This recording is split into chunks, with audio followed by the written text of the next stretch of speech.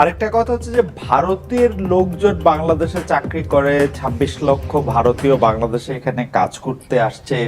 তাদের ব্যাপারটাকে আপনারা কি এরকম এই সরকারে আসার পরে তাদের একটা অডিট পেয়েছেন যে তাদের কত অংশ আসলে নামে কাজ করছে, কত অংশ বেনামে কাজ করছে, তারা টাকা কিভাবে পাঠাচ্ছেন বা তারা কিভাবে টাকা রোজগার করছেন বা কিভাবে চাকরি করছেন, সেই ব্যাপারটা কি একটু দেখা সম্ভব হয়েছে?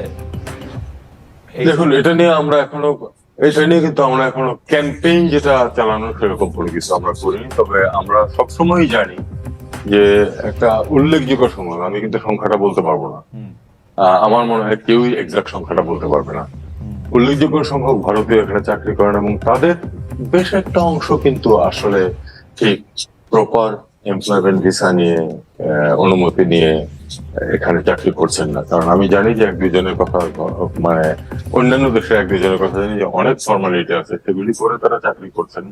অনেকেই ট্যুরিস্ট ভিসা এসে তারপরে যেভাবেই হোক আগে পিছিয়ে করে কাজ করছেন। আর টাকা নিয়ে যাওয়া তো আপনি জানেন যে কোনো সমস্ত পৃথিবীতে এটার কোনো সমস্যা না, হুন্ডি আছে সমস্ত পৃথিবীতেই, হুন্ডির মাধ্যমে তারা টাকা নিয়ে যেতে পারেন, এটা কোনো তেমন কোনো ব্যাপার না। এটা ঘটছে। তবে আমরা অবশ্যই নীতিগতভাবে আমরা চাই যে ঠিক আছে, যেখানে আমাদের তাদের জন্য কর্মসংস্থানের সুযোগ আছে এবং আমাদের মার্কেটে যদি ডিমান্ড থেকে থাকে, ওয়ার্ক মার্কেটে, জব মার্কেটে, তাহলে সেটা যদি তারা আসেন সেটা নিয়মের ভিতর দিয়ে আসতে হবে এবং প্রপার ওয়ার্ক পারমিট নিয়ে আসতে হবে। এটা নিয়ে এখনো কোনো ক্যাম্পেইন কিন্তু আমরা শুরু করিনি, তবে এ ধরনের একটা কথা প্রচলিত আছে। আপনারা কি এখনো পরীক্ষা করে মানে দেখছেন না, বা এটা নিয়ে আসলে কোনো মানে আপনি যেটাকে ক্যাম্পেইন বলতেছেন, এটা কোনো একটা দেশ আমার দেখতেছে যে ভারতীয় কতজন এখানে কাজ করছেন বা কেন কাজ করছেন, বা তারা বাড়তি সুবিধা নেওয়ার জন্য? কারণ কেউ কেউ বলেছেন যে গত সরকারের সময় ভারতীয় লোকজনকে অবাধেই কাজ করার সুযোগ দেওয়া হয়েছে, কেউ কেউ বলেছেন যে ভারতীয় লোকজন থাকলে তাদের বিভিন্ন জায়গায় অনুমতি পেতে সুবিধা হয়েছে। আপনাদের প্রায়োরিটিতে কি যারা এখানে চাকরি করছেন তারা, মানে ভারতীয় যারা চাকরি করছেন তাদের ওয়ার্ক পারমিট পরীক্ষা করা, তাদের অন্য বিষয়গুলি পরীক্ষা করা, টাকার পাওয়া, কত টাকা তারা এখানে খরচ করছেন, সেইগুলি কি মানে এই মুহূর্তে? এই সম্বন্ধে সঠিক এবং খুব বিস্তারিত তথ্য আমার কাছে নেই। তবে আমি নীতিগতভাবে বলতে পারি যে যারা কাজ করছেন তারা যদি ওয়ার্ক পারমিট নিয়ে কাজ করে থাকেন তাহলে সেটা তো অবশ্যই তারা লিগালি করছেন। যদি ওয়ার্ক পারমিট ছাড়া করে থাকেন তাহলে যে কোনো সময় তো তাদের বিরুদ্ধে মানে তাদের এমপ্লয়মেন্টের বিরুদ্ধে ব্যবস্থা নেওয়া যায়। এটা ভারতের আইনেও আছে, আমাদের আইনেও আছে। Ambassador Hossain, sorry adviser Hossain, আপনি কি এইটা দেখতেছেন যে ভারত বাংলাদেশের বিপক্ষে বলছে যে তারা চিকিৎসার জন্য ভিসা দিবে না, ভিসা একরকম বন্ধ রেখেছে, বাংলাদেশ থেকে কাজ করতে রোমানিয়া যাবে যেহেতু বাংলাদেশে এমবাসি নাই, ওদের এখানে এমবাসি আছে, সেটার জন্য তারা ভিসা দিচ্ছে না।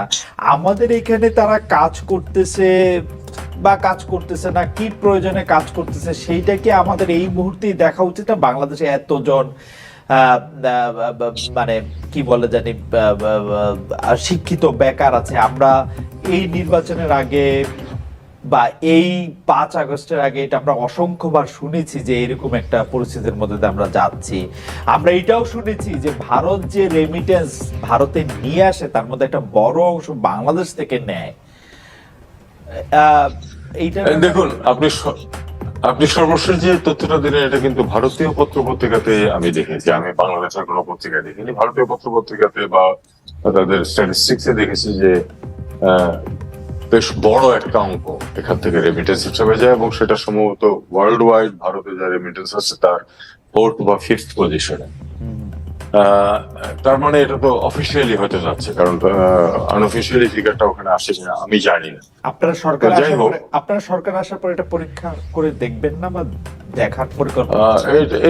এটা যারা দেখার কথা তারা নিশ্চয়ই দেখছেন, তাদের আরো অনেক কাজ আছে সেগুলিও তারা করছেন পাশাপাশি। আপনি জানেন যে অর্থনীতির অবস্থা অত্যন্ত নাজুক অবস্থায় আছে এবং সেটা সামাল দেওয়ার জন্য আমরা অত্যন্ত যোগ্য দুজন মানুষকে পেয়েছি, বাংলাদেশ ব্যাংকের গভর্নর এবং আপনার ফাইন্যান্স অ্যাডভাইজার, তারা এগুলি সবই সামাল দেওয়ার চেষ্টা করছেন।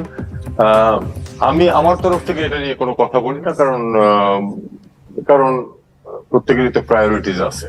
এখন যে ব্যাপারটা এটা প্রায়োরিটিতে উপরের দিকে থাকা উচিত কিনা? একদিকে আমাদের বেকার সমস্যা আছে, অন্যদিকে আমাদের রেমিটেন্স যদি অকারণে শুধুমাত্র আরেকটা সরকার আরেকটা দলকে তুষ্ট করার জন্য যদি কিছু ভারতীয় এখানে চাকরি করতে থাকতো, তাদের মধ্যে যদি কেউ বেনামে কাজ করতো, তাদের মধ্যে কেউ যদি এখান থেকে মূল্যবান আমাদের আপনি এটা নিয়ে সবচেয়ে বেশি সোচ্চার। আপনি সবসময় বলেছেন যে আমাদের মধ্যপ্রাচ্যের লোকজন এত কষ্ট করে এখানে টাকা পাঠায়, আমরা যেন তেন ভাবে সেই টাকাটা তো একটা করতে পারি না। এটা প্রায়োরিটিতে থাকা কি উচিত না না সেটাই শুধু জানতে চাইছি। না, অবশ্যই প্রায়োরিটিতে থাকা উচিত, এবং আমার বিশ্বাস যে যারা কর্তৃপক্ষ তারা এ ব্যাপারে তথ্য সংগ্রহ করছেন, এবং এ ব্যাপারে অবশ্যই স্বাভাবিক ব্যবস্থা নিলেই তো কোনো সমস্যা নেই। মানে যারা আইনসঙ্গত ভাবে থাকছেন না তাদের